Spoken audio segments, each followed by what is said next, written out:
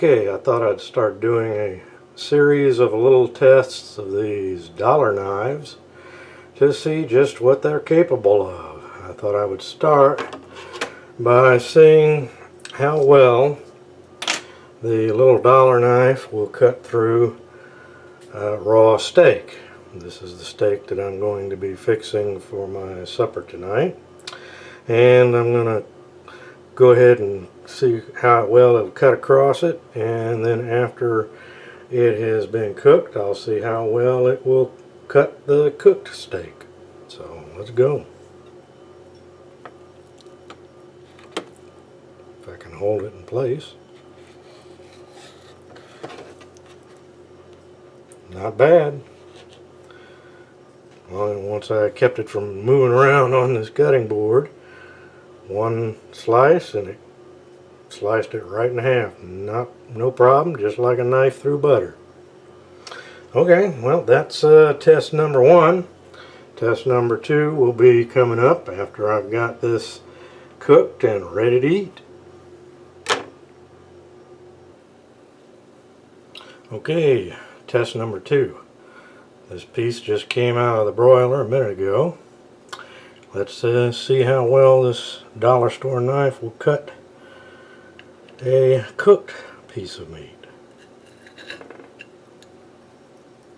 Not too bad. That was probably my fault. And this is not the most tender piece, I'll have to say.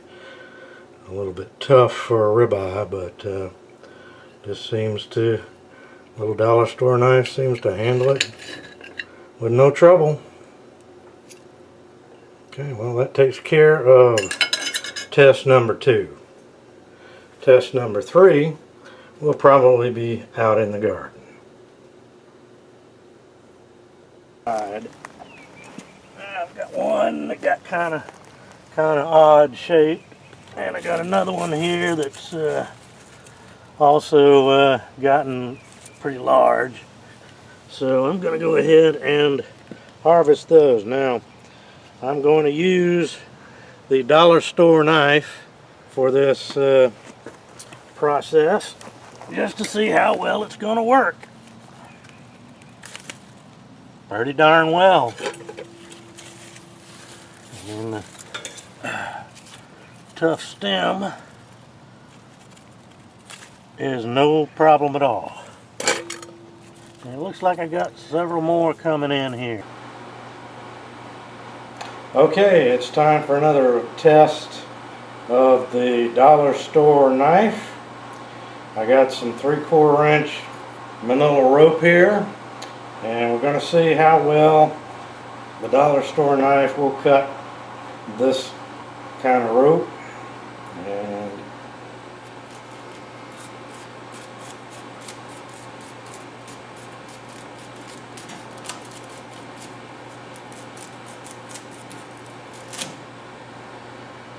okay, not that bad considering it's a $1 knife. That took all of what, 5 seconds maybe? So I have to say the dollar store $1 knife continues to impress me with the value that you're getting for $1. Well, okay, do another test as soon as I think of another one to do.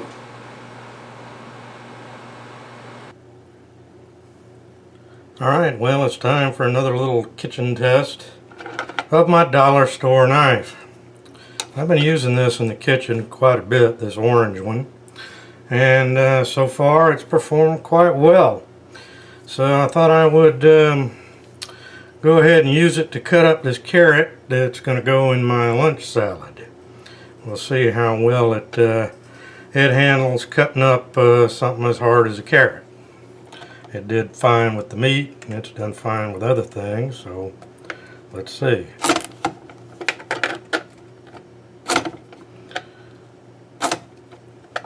I'm not the Iron Chef, so a little harder as it gets to the thicker part. That could just be my technique.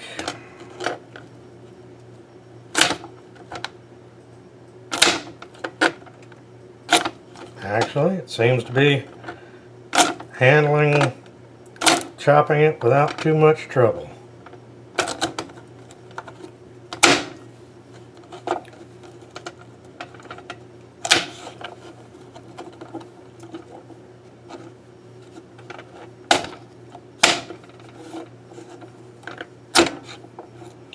Yeah, most of the problems are just from my shaky hands and my chopping technique.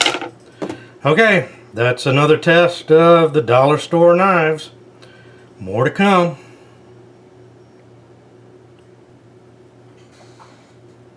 Alright, well, continuing with the slicing up some stuff for my lunch salad. I got this nice little golden tomato out of my garden, and I'm going to see how well this will slice it.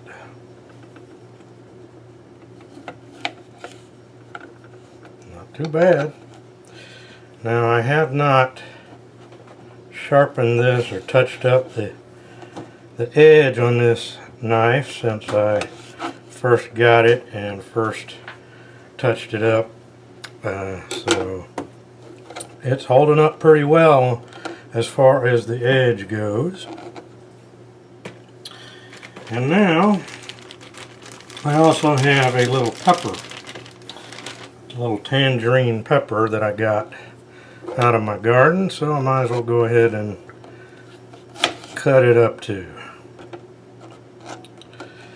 Let's see.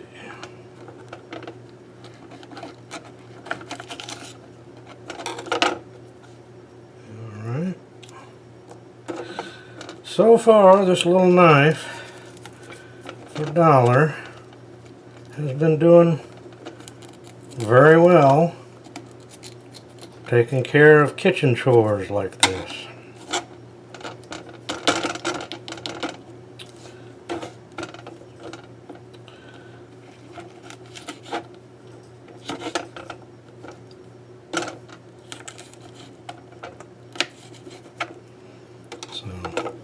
Alright, well, that concludes this little test of the dollar store knife.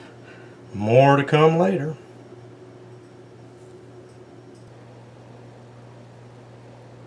Okay, time for a couple of more little tests here of the dollar store knives. I'm going to combine two tests into one. First, I'm going to find out if these knives are light enough to float. I don't really expect them to. And secondly, I'm going to leave them in the water overnight and see whether or not any rust or stains develop on this supposedly stainless steel. So first, let's see if it'll float. Nope. Didn't really think so. It's a pretty light knife, but it isn't that light. So now I'm just going to leave it here in this water overnight, and then I'll come back and we'll take it out and take a look at it and find out whether or not the stainless steel really is stainless. Good morning. Well, it's been sitting in the water overnight. Now, granted, this is not salt water. This is just water straight out of my tap. So let's see whether or not it developed any kind of rust or staining.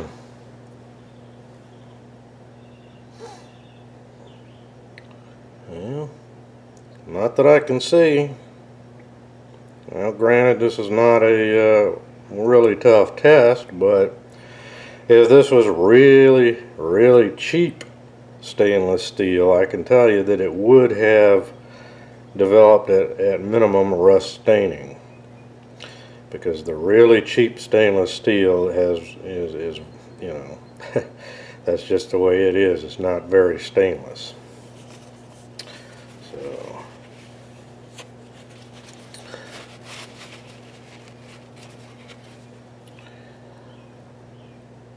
Yeah, it looks like the handle is pretty well sealed up. There's a little bit of water there at the joint, but it's not running out of the handle.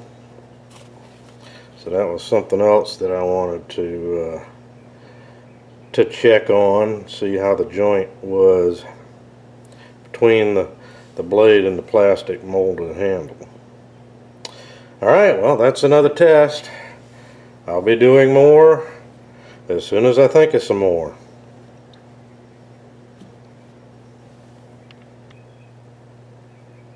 Okay, time for the next test. We're going to see how well this dollar store knife will whittle some wood.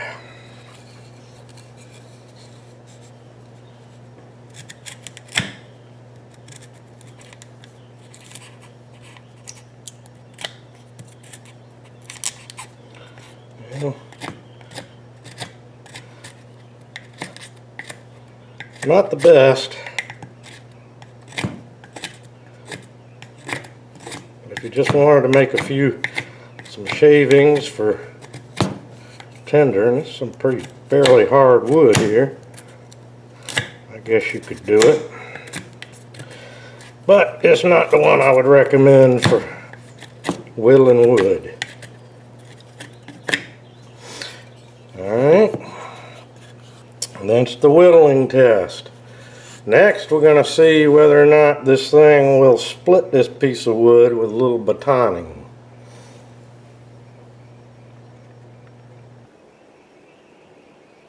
Okay, now I'm going to see whether or not this thing will split this piece of wood. With a little help from my Stockmaker's mallet.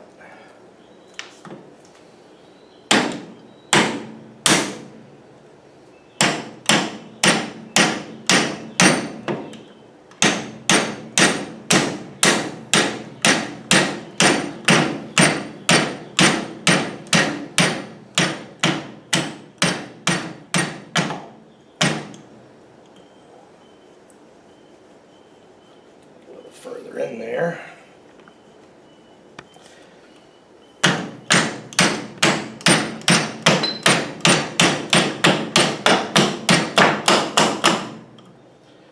Well, you be the judge.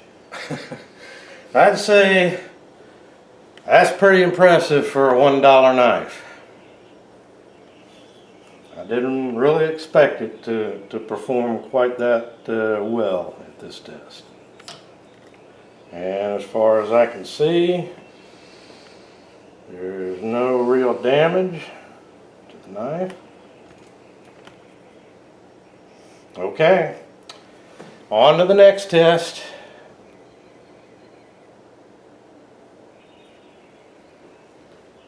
Okay, it's time for the final test of the dollar store and $1 knives. This one, I'm going to find out just what the quality of the heat treating of this blade is.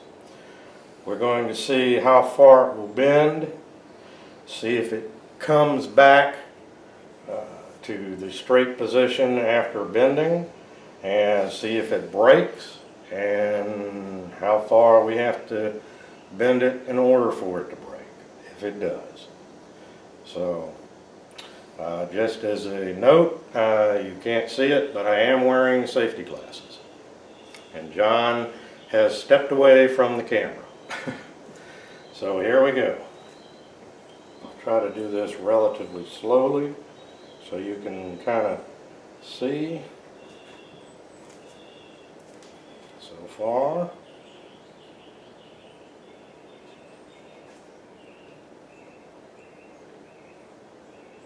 Alright, well, you can see how far this is bent, and it came part way back, but it does have some bend in it now. I'm not terribly surprised about that. I am a little surprised that it didn't end up with more bend. Now let's see if it's going to break or just bend more.